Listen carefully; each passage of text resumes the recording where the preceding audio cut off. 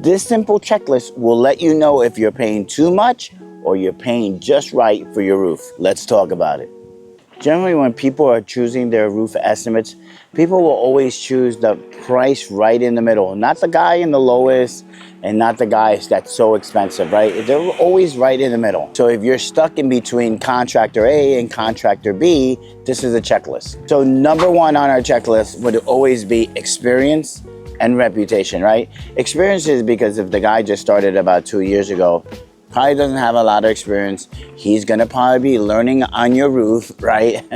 The truth is that most roofing companies will go out of business within the first 2 years. That's why reputation is definitely big, right? So that experience portion definitely has to have some experience behind them. Reputation would be like you've been around the block, you've been in business 10 years, you're pretty solid, you've already gone through the ups and downs of businesses, but you've been in the same spot in the same office for that 10 years. So there is stability in your business. Number two would be online reviews, references, and testimonials. Why? Because someone else independently from the contractor is saying, I trust that guy. This is what happened in our job, and Junior was excellent, right? So you want those type of reviews. You want a reference. When I want somebody, I'll ask somebody else that did the job for them because I already saw the job. Let's call it pavers. And the pavers on the driveway looks great. And I say, who did that? Oh, it was XYZ company. Oh, where they're out of? They're out of there in Livingston, New Jersey. Oh, I'm gonna call them up. Because now that company, that client already gave me the reference and told me their process and how they installed the pavers. And so, you know, if they did it for them, they're gonna do it for me. So definitely reviews, references, and testimonials. Testimonials are always a key factor because a good video of a client in front of their house telling them, hey, listen, it's better than sometimes a written one. Hey, this guy, Carpenter Such, did my roof and this is what happened. You know, they did break a screen, but they came back the next day, they fixed the screen and everything is just fine. And I have a brand new roof, whatever the testimonial would be.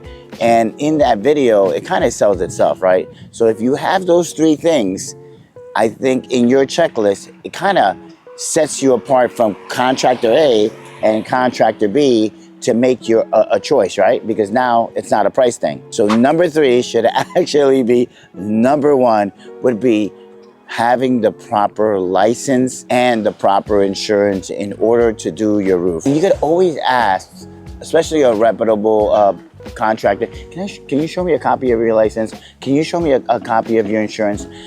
In our company, on the bottom of every contract is a copy of our insurance, just in case people always wants to ask, are you insured? I have certain clients that'll say, hey, listen, I want a copy of insurance, and we send them a copy of the insurance, or I tell them, go to Consumer Affairs right here on their website, you look up my name, this is my license number, boom, and they find me. Number four is who's actually backing up that contractor, right?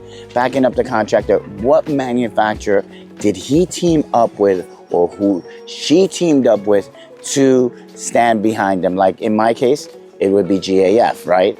Or it would be James Hardie Siding. So some companies have Owens Corning and some companies have CertainTeed. They're reputable manufacturers that they team up with good contractors because they got to go through that process and kind of vet out good contractors, make sure they do have insurance, make sure they do have a license, they've been in business and they're buying their products, and they go through their training process to install their shingles the way the manufacturer wants them to. And that leads me to number five, which is warranties and certifications, right? So a good roofing contractor is going to offer you a certain package, right? When it comes to warranties, every contractor can give a warranty, right? Through the manufacturer, but there's specific ones that not every roofer can give, right? So GAF offers a silver pledge, a system plus, and a golden pledge warranty.